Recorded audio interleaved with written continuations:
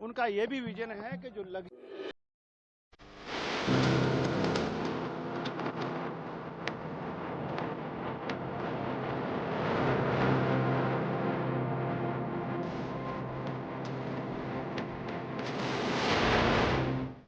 नमस्कार, मैं हूं पूजा सिंह और आप देख रहे हैं हमार छत्तीसगढ़ का ये खास बुलेटिन। चलिए बुलेटिन की शुरुआत करेंगे कुछ खास बड़ी खबरों के साथ। बुलेटिन में सबसे पहले चर्चा छत्तीसगढ़ की 3 करोड़ जनता के स्वास्थ्य की, जो कि राज्य सरकार की सर्वोच्च प्राथमिकता है। साथ ही रायपुर में मुख्यमंत्री विष्णुदेव साय ने आश्वस्त किया कि प्रदेश वासियों को स्वास्थ्य सुविधाएं उपलब्ध कराने में वित्तीय संसाधन कभी बाधा नहीं बनेंगे। मुख्यमंत्री साय ने राजधानी रायपुर स्थित पंडित जवाहरलाल नेहरू मेडिकल कॉलेज सभागार में एरोकॉम 2025 छत्तीसगढ़ मध्य प्रदेश चैप्टर के 2 दिवसीय आयोजन का शुभारंभ कर विशेषज्ञों और उपस्थित जनसमूह को संबोधित कर रहे थे। इस अवसर पर उन्होंने मेडिकल कॉलेज रायपुर के छात्रों के लिए 65 करोड़ रुपए की लागत से नए छात्रावास निर्माण की घोषणा की। वहीं मुख्यमंत्री साय ने कहा कि कैंसर जैसी गंभीर बीमारी से जूझ रहे हजारों मरीज आज विशेषज्ञ चिकित्सकों के परिश्रम और नवीनतम चिकित्सा पद्धतियों के कारण संजीवनी प्राप्त कर रहे हैं। उन्होंने कहा कि बीते 2 दशकों में कैंसर की प्रारंभिक पहचान और उपचार के क्षेत्र में हुए शोध से भविष्य के लिए नई उम्मीदें जागी हैं। उन्होंने कहा कि प्रधानमंत्री नरेंद्र मोदी के नेतृत्व में प्रत्येक जिले में कैंसर डे केयर सेंटर स्थापित किए जा रहे हैं और छत्तीसगढ़ भी इस दिशा में तेजी से आगे बढ़ रहा है। कैंसर की बीमारी आम हो जा रही है। पहले बहुत कम कैंसर के पेशेंट होते थे, लेकिन अब लाइफस्टाइल, खान पान, वातावरण, ये सब का असर है कि काफ़ी संख्या में कैंसर के मरीज हो रहे हैं और उसमें सबकी चिंता है। माननीय प्रधानमंत्री जी की भी चिंता है, हम लोगों की छत्तीसगढ़ सरकार की भी चिंता है और उसी चिंता को लेके यहाँ पर प्रदेश भर के डॉक्टरों का 2 दिन का ये संगोष्ठी है और इसमें व्यापक चर्चा होगी। कैंसर को कैसे रोका जाए, नई पद्धति कैसे लागू किया जाए, कैंसर का इलाज भी काफ़ी महंगा होता है, कैसे उसको सस्ता किया जाए, ये सब विविध भागങ്ങളിൽ चर्चा होगी। ഈ നിയമ ഭേദഗതിക്കെതിരെ कैंसर के यहाँ पर ഉയർന്നു വരുന്ന प्रदेश भर के डॉक्टर പ്രതിഷേധവും और हमको रोषവും विश्वास है कि इस 2 दिन का നൽകുന്ന സൂചനയും संगोष्ठी का कोई അത് തന്നെയാണ്। नया समाधान ചുരുക്കി പറഞ്ഞാൽ निकलेगा। ഇത്തരത്തിലുള്ള हमारे ഭരണഘടനാ വിരുദ്ധമായ के जो मरीज ഒരു നിയമത്തിനും के लिए कोई एक കേരളത്തിൽ साबित होगा।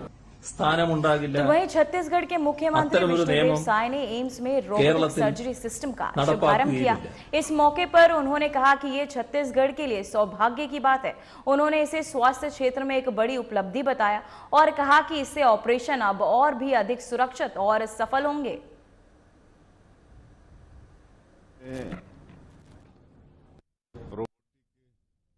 सर्जरी सिस्टम का शुभारंभ किए हैं, जो कि सेंट्रल इंडिया में ये पहला है और इसके लिए मैं छत्तीसगढ़ वासियों को धन्यवाद भी देना चाहूँगा। इससे निश्चित रूप से जो पेशेंट हैं और उनका ऑपरेशन सफल और सुरक्षित होगा और स्वास्थ्य के जगत में एक बड़ी उपलब्धि है हमारे छत्तीसगढ़। तो वही खबर रायपुर से, जहां मुख्यमंत्री विष्णुदेव साय ने राजधानी रायपुर स्थित जागृत मंडल पंडरी पहुंचकर छत्तीसगढ़ के पूर्व प्रांत प्रचारक श्रद्धेय शांताराम को श्रद्धांजलि अर्पित की। मुख्यमंत्री साय ने कहा कि शांताराम जी संघ के वरिष्ठ प्रचारक थे और उनका मेरे साथ गहरा आत्मीय संबंध रहा है। वे सदैव अभिभावक और सम्मान, स्नेह और मार्गदर्शन प्रदान करते रहे।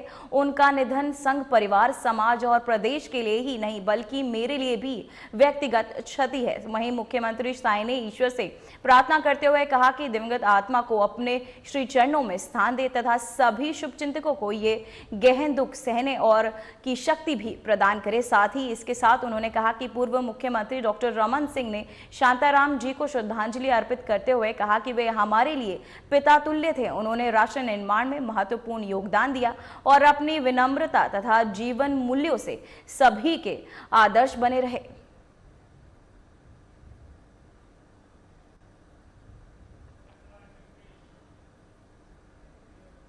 तो वही खबर कांकेर से है, जहां मर्दापोटी गांव के नवाखाई पर्व के दिन हुई महिला की हत्या का मामला पुलिस ने सुलझा लिया है। जांच में सामने आया कि बेटे से विवाद के बाद छोटे बेटे ने ही डंडे से पीटकर अपनी मां की हत्या कर दी थी।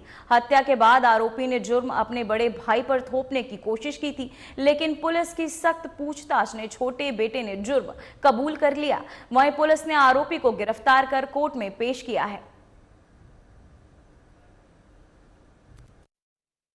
थाना कांकेर अंतर्गत स्थित ग्राम मर्दापोटी में एक मृतका की मृत्यु संदेहास्पद स्थिति में हुई है करके सूचना प्राप्त हुई थी।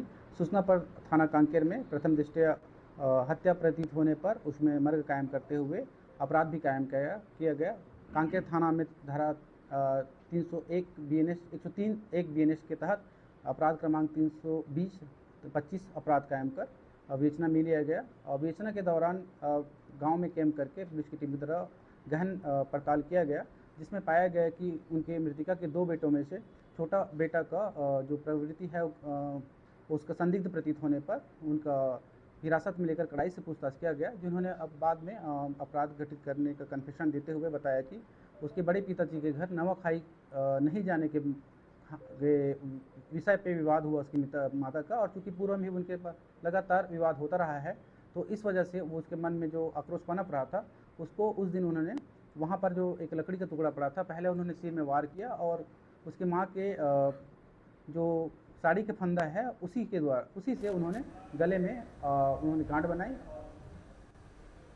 तो वही खबर बिलासपुर से, जहां मस्तूरी क्षेत्र के ग्राम मटिया में ठेकेदार की लापरवाही से करंट की चपेट में आकर 2 गौवंशों की मौत हो गई, जबकि 2 अन्य घायल हो गए। ये हादसा बिजली केबल के दौरान, आपको बता दें केबलिंग के दौरान हुआ, जब अचानक केबल में करंट दौड़ गया। गनीमत रही कि कोई इंसान इसकी चपेट में नहीं आया। हादसे के बाद भी बिजली विभाग और ठेकेदार पर कोई कार्यवाही नहीं की गई। ग्रामीणों का आरोप है कि विभाग मामले को दबाने की कोशिश कर रहा है।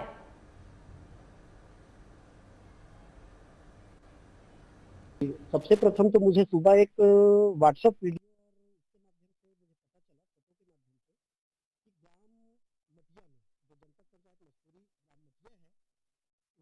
मवेशी का अचानक करंट लगने से मौत हो गई है। जब मुआवजा किया गया या यहाँ पे आकर जायजा लिया गया तो ये देखा गया कि 3-4 दिनों से पहले जो ठेकेदार थे वो अपना केबल तार को खुला छोड़ के 3-4 दिन के लिए वही खुला छोड़ दिए थे। और जैसे कि अभी एक ग्रामीण ने बताया कि जो खंभा पोल है उसमें जो अर्थ रहता है उसमें करंट आ रही थी और उसके कारण फिर केबल उसमें कट के मवेशी को तार नंगा तार बिछा हुआ 3 दिन से केबलिंग हो रहा है। यहाँ पे 3 दिन से बिछा हुआ है और ये लापरवाही मानो बिजली विभाग का भी है और जो वर्कर यहाँ काम कर रहे हैं बिजली विभाग में ठेकेदार के थ्रू उसका भी गलती है। और ये पुराने कम से कम 84 से लगा हुआ खंभा जिसके मरम्मत की शिकायत न जाने हमारे मस्तूरी ऑफिस में कितनी बार शिकायत हो चुका है, उसके बाद भी इसको न रिपेयरिंग किया। जब तक पड़ा आर्थिंग तब से वैसी पड़ा है और ये तार से आर्थिंग अटैच हो करके और 3 दिन से वर्षा हुआ है बहुत जोरदार। इसके कारण सुबह 7 बजे करीब 8 से 10 मवेशी करंट की चपेट में आ गए थे, जिससे 2 मवेशी की जान चली गई है और बाकी को इधर उधर करके वहाँ जो थे खड़े थे वो लोग निकाल दिए। अब ये लापरवाही अपना बिजली विभाग का भी है और जो ठेका लेके अपना कार्य करा रहे हैं उनका है। ये कनेक्शन के लिए मैं नहीं बोलना चाहूँगा, इसके लिए हितग्राही ऊपर है, कोई हितग्राही अपने मर्जी से अपने। मेरा नाम महेंद्र सिंह शेरके। तो वहीं फिंगेश्वर क्षेत्र में ग्राम जोगी डीपा में दिल दहला देने वाली घटना सामने आई है, जहां एक कलयुगी बेटे ने अपनी ही मां की बेरहमी से हत्या कर दी। नशे का आदी बेटा कमलेश नंदे ने मामूली विवाद में अपनी ही मां की बेरहमी से डंडे से पीट कर हत्या कर दी। पुलिस ने आरोपी को मौके से गिरफ्तार कर लिया। आरोपी कमलेश नंदे लंबे समय से नशे का आदी था और घर में अक्सर विवाद किया करता था। घटना से पूरे गांव में सनसनी फैल गई है। वहीं फॉरेंसिक टीम मौके पर पहुंची और जांच शुरू कर दी गई है।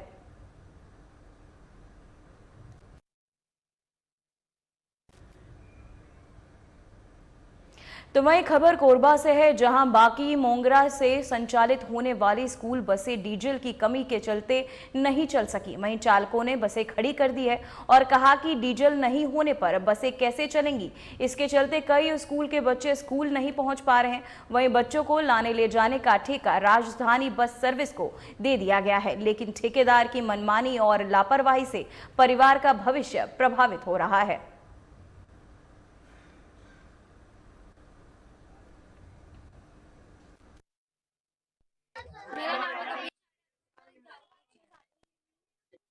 हम लोग को बस में डीजल नहीं मिल रहा है, इसलिए हम लोग स्कूल नहीं जा पा रहे हैं। आज मुझे स्कूल जाना था, लेकिन बस डीजल नहीं दे रहे, इसलिए हम स्कूल नहीं जा पा रहे हैं। तो वही खबर पेंड्रा से है, जहां मरवाही के राजेश सुमन का शव मध्य प्रदेश के भालमाड़ा में फांसी के फंदे से लटका हुआ मिला। खबर सुनते ही पूरे मरवाही में शोक की लहर फैल गई। राजेश सुमन पंचायत सचिव के पद पर भालमाड़ा में काम कर रहे थे। जांच में जुटी पुलिस ने फिलहाल कोई पुष्टि नहीं की है। स्थानीय पुलिस का कहना है कि हमारी जांच लगातार जारी है। पूरी जांच के बाद पता चलेगा कि यह आत्महत्या है या फिर कोई हत्या।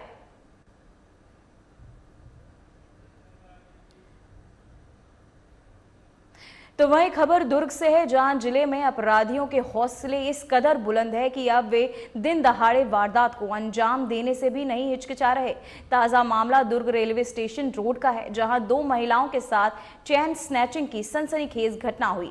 स्कूटी से अपने पारिवारिक रिश्तेदारों से मिलने जा रही 2 महिलाओं को बाइक सवार 3 अज्ञात युवकों ने रोक कर गिरा दिया। फिलहाल पुलिस मामला दर्ज का विवेचना कर रही है। सूत्रों की माने तो महिला, आपको बता दें कि बदनापुर से शंकर नगर की ओर जा रही थी। इसी दौरान जब वे शिव मंदिर के पास पहुंची, तभी पीछे से आकर बाइक सवार युवकों ने उसकी स्कूटी को ठोकर मार दी, जिससे दोनों महिलाएं सड़क पर गिर गई। गिरने से तुरंत बाद एक आरोपी ने स्कूटी की पीछे से बैठी वृद्ध महिला के मुंह को दबा लिया और मारपीट करते हुए उसके गले से सोने की चेन खींच ली। तो वहीं दूसरा आरोपी चाकू निकालकर महिलाओं को धमकाता रहा। तीसरे युवक ने दूसरी महिला के गले से भी चेन छीन ली की कोशिश की, वहीं लेकिन महिला ने विरोध और चीख पुकार करने पर अपराधी वहां से फरार हो गए।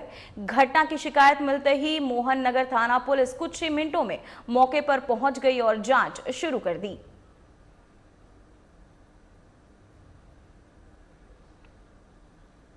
मोहन नगर थाना क्षेत्र के गुलाटी नर्सिंग होम के पास